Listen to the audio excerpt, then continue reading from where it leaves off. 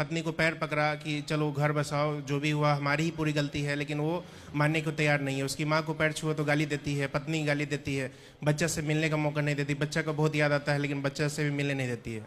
YouTube पर channel को subscribe कर लीजिएगा। जय श्रीमन नारायण, जय श्री राधे।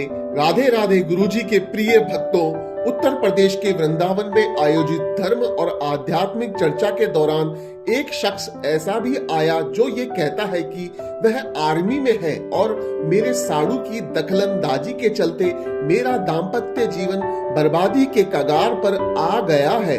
वह व्यक्ति कहता है कि मेरी पत्नी 1.5 साल से अपने पियर में रह रही है। मेरी एक लड़की 10 साल की है, वह एक लड़का 7 साल का है। उनका भविष्य बर्बाद हो रहा है और मुझे उनसे मिलने भी नहीं दे रहे हैं। तो जवाब में पूज्य गुरुजी अनुद्धाचार्य जी महाराज ने उस व्यक्ति को वो बात कही जिससे उसका रिश्ता बच जाए और समाज को वो संदेश भी दिया जो आप सभी लोगों को सुनना चाहिए। दोस्तों, वीडियो को अंत तक जरूर देखिएगा क्योंकि हम आपको ऐसे ही प्रतिदिन लोगों के अनसुलझे प्रश्नों के जवाब आप तक पहुंचाते हैं और ऐसे ही प्रश्नोत्तरी देखने के लिए हमारे चैनल को सब्सक्राइब जरूर करिएगा और हाँ, वीडियो को लाइक और शेयर करना ना भूलिएगा। राधे राधे। गुरु जी राधे राधे। जय श्रीमन नारायण। जय श्रीमन नारायण। गुरु जी, मैं आपको YouTube में देखता था हमेशा, भी फर्स्ट बार आपको सामने सामने देखा हूँ, बहुत अच्छा लगा। मैं आर्मी से हूँ, बिहार मुजफ्फरपुर का रहने वाला हूँ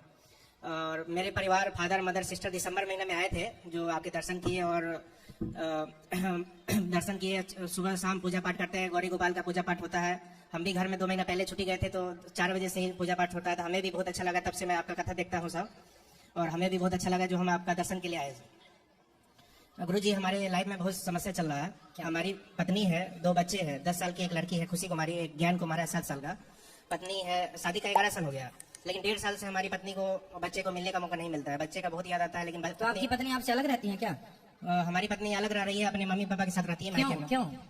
वो उसका गार्जियन है, सो मम्मी पापा भाई नहीं है, उसका गार्जियन है, सो जीजा है लड़की का, जो नहीं चाहता है परिवार वैसे उसने भगा दिया उसको। शुरू शादी के टाइम से हंसी मजाक उसका चलता था।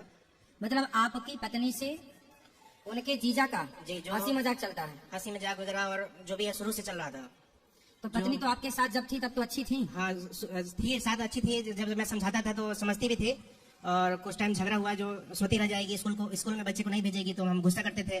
तो ऐसे करके वो भी गुस्सा की, हम भी गुस्सा हुए थे इस मैटर पे। वो घर में फोन की तो उसको जीजा को पता चला, तो उसका जीजा भगा दिया और वो अपने मायके आ गई। हम साथ में रहते थे जोशीमठ में, आर्मी में। तो फिर आपकी पत्नी से अब आपकी बात नहीं होती? नहीं बात होती है सर। और बच्चे से भी मैं अभी भी छुट्टी जा रहा हूँ। अभी 2 महीने पहले भी गया था, काफी कोशिश किया, गया भी पत्नी को ह्यूमन राइट को लेके भी गया था साथ में। पत्नी को पैर पकड़ा कि चलो घर बसाओ, जो भी हुआ हमारी ही पूरी गलती है, लेकिन वो मानने को तैयार नहीं है। उसकी माँ को पैर छुआ तो गाली देती है, पत्नी गाली देती है, बच्चे से मिलने का मौका नहीं देती। बच्चे को बहुत याद आता है लेकिन बच्चा से भी मिलने नहीं देती है।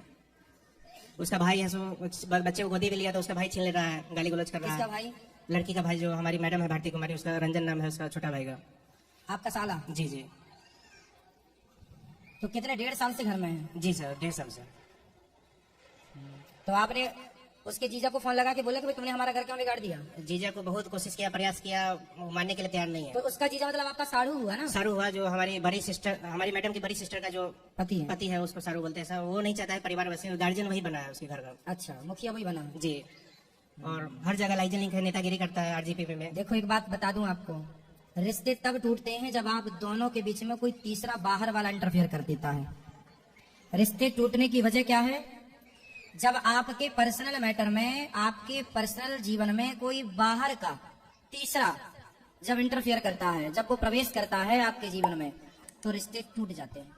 इसलिए आप सबसे मेरी प्रार्थना है कि अपने रिश्तों को, पति पत्नी के रिश्तों को इतना मजबूत बनाओ, भाई भाई के रिश्ते को इतना मजबूत रखो कि बाहर किसी तीसरे को प्रवेश ना मिले, क्योंकि तीसरा केवल आपके जीवन में केवल जहर घोलने का काम करेगा।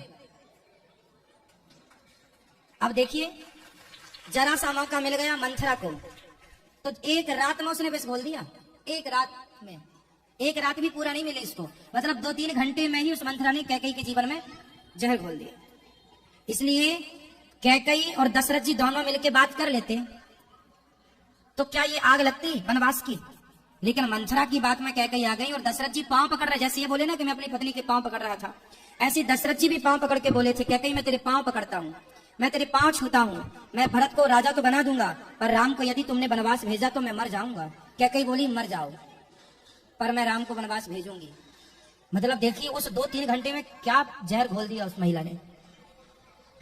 मायने रखती हैं बातें कि आपके रिश्तों में तीसरा कौन है, कौन आपके जीवन में इंटरफेयर कर रहा है, कौन विष बोल रहा है, मायने रखती हैं बातें। इसलिए हमारे शास्त्र सब चीजें सचेत करते हैं। अब देखो इनका घर टूट गया इनके साढ़ू की वजह से। अब उस पत्नी को कौन समझाए कि तुम अपने पति को छोड़ करके क्या पालोगी, साढ़ू के साथ किस रिश्ते से वो, अब ये तो नहीं पता कि उनका जीवन कैसा है, उनके साथ उनके क्या रिश्ते हैं, लेकिन फिर भी आपका घर तो टूट ही गया। इसलिए मैं आपसे बस बार बार यही कहूंगा कि आप अपनी पत्नी से बात करने की कोशिश कीजिए, किसी और से बात करने से कोई फायदा नहीं। पत्नी से बात बाकी लोग तो चाहते ही हैं कि आपका घर ना बसे, और वो कामयाब भी हो गए इस बात पर। गुरुजी पत्नी से मिलने के लिए अभी भी मैं जाऊंगा, उसका पैर तक छूंगा। मैं चाहता हूँ कि परिवार न टूटे, बच्चा का लाइफ खराब हो जाएगा इसमें। उसका सारू, हमारा जो सारू है वो जमीन और संपत्ति का लोभ देता है कि आधा संपत्ति और पैसा आधा तो पेमेंट। आपके पास कोई संपत्ति नहीं है, कोई काम धाम नहीं था? संपत्ति वगैरह सब है सर, लेकिन अभी जब वो अपने घर में रह रही है तो उसका सारू बोल रहा है, जीजा बोल रहा है लड़की का कि मैं संपत्ति पैसा दिला दूंगा और वहीं रहे अपने मम्मी पापा के साथ, और खुद अपने टाइम पास कर रहा है। वो टाइम पास कर रहा है मतलब अपने चक्कर में लगा है। मतलब आपकी पत्नी का आपके साढ़ू से चक्कर है? जी, जी। आप ये कहना चाहते हैं? जी, हमारे बात वो सुनती नहीं है ना बात करती है। वो 12 बजे रात में भी तो फिर आपकी जो पत्नी की बड़ी बहन है वो कुछ नहीं बोलती, वो सुनते किसी का नहीं सुनता है, वो ना अपना पापा का सुनता है ना अपनी पत्नी का सुनता है। तो वो आप उनसे बात करो कि भाई तुम्हारा पति हमारी पत्नी के चक्कर में क्यों है? उसका पापा मम्मी भी इसको भगवान मान लिया है, उसको जीजा को, क्योंकि वो लोकल का रहने वाला है, वहीं रहता है और हर काम वो मदद करता है, तो उसको भगवान मान लिया है और उसी का साथ देता है। शुरू से उसका हर काम में सपोर्ट करता है वो। हम आर्मी में ड्यूटी में रहते हैं, बाहर रहते हैं। अच्छा आप आर्मी में हैं? जी जी। तो आप ड्यूटी में बाहर थे? मैं तो साथ में रखा था, जो वहाँ से भगा दिया था लड़की का जीजा जो। तो आप आर्मी में हो यार, इतने बढ़िया 2-4 जमा नहीं सकते थे जब ऐसा किया आपके साथ? ये चीज गुरुजी सही नहीं है ना। पत्नी नहीं पत्नी को नहीं, पत्नी को नहीं, पत्नी को जमाने के नहीं बोल रहे हैं, जी जी। साढ़ू को। सारू को वो नेतागिरी करता है, थोड़ा लाइजन लिंक है उसका, जो थोड़ा काम बस में नहीं दे रहा है। फादर भी हमारा कंप्लेंट करो, फिर पुलिस कंप्लेंट करो कि हमारी पत्नी के साथ। पुलिस में भी सब मिले जुले हैं थोड़ा। मैं अभी से पहले 2 महीना पहले गया था, सारू को भी मिले जुले 2-3 आदमी 4 आदमी से तो कंप्लेंट डाल दिया थाना में। तो थोड़ा मिला जुला है। आरजीपी में नेतागिरी करता है वो, गुड्डू चौधरी नाम है उसका। फिर देखो पुलिस कंप्लेंट से भी काम नहीं बना, मतलब कोई भी हालत में काम बनने नहीं दे रहा है वो। फिर आपने क्या निर्णय लिया?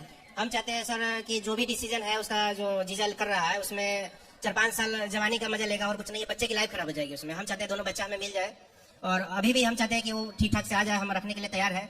लेकिन जो भी गलती काम की है, जो भी की है अभी तक, हम चाहते हैं परिवार बच जाए। क्योंकि बच्चे के 2 बच्चे हैं सर, 10 साल का एक लड़की है, 7 साल का लड़का है। तो बच्चे की इसमें लाइफ खराब हो जाएगी, क्योंकि दोनों बच्चा सूख गया, कमजोर हो गया। जो हमारे साथ था, जो शरीर ठीक ठाक था, गोरा चिकना था, वो चीज नहीं है अभी कंडीशन। काम करवाता है वहाँ दोनों बच्चे से, पढ़ाई लिखाई स्कूल में, गाँव स्कूल में, लोकल में भेजता है। वो भी एक लड़की को भेजता है, लड़का को भेजता नहीं है। तो आप देखो अपने बच्चों, आप देखो बच्चों के लिए आपको फिर जंग जीतनी पड़ेगी। भगवान राम यही तो कह रहे हैं कि सीता को हर के लंकापति ले गया, पर राम उस लंकापति को सीता माँ को वापस ले आए। हर पति का धर्म है अपनी पत्नी को वापस लेके आए। यदि वो किसी चंगुल में है तो आप उसे आजाद कराइए। मैं पूरा कोशिश में लगा हूँ, लेकिन कोशिश नहीं, अब तो कोशिश कर ली जी। सरकारी आप भाई धरना प्रदर्शन दे दो कि भाई हमारी पत्नी को इसने हड़प लिया, जी कुछ करो।